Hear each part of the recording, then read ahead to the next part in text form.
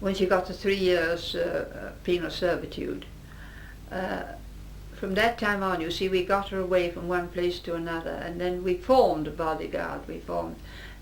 They really protected Mrs Pankhurst and Annie Kenney. And really the funny thing was that there was I in a time when there was a warrant out for my arrest, and Annie would want me close to her when she was going into a beating, and I'd have a doctor there and everything, and doing the whole thing. The only thing that saved me was my hat. Which had it? Yeah.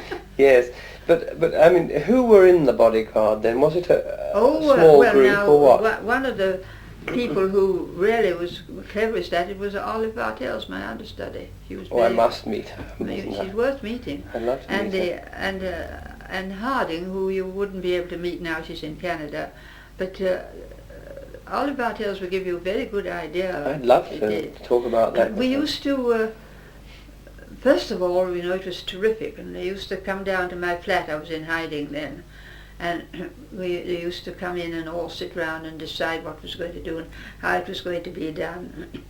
And then finally, I remember at the end, they said, well, how are we to know what time we're to do this, make this move? And I looked and I said, I gave a time by the clock. And do you know, at that exact moment, they all came back to tell me what time she got away. They came back the next day, and I remember there was an older woman who had a car and a chauffeur, and she was the one who was got to get off with this particular car. And she said, absolutely, he nearly ran over somebody, we went to the minute.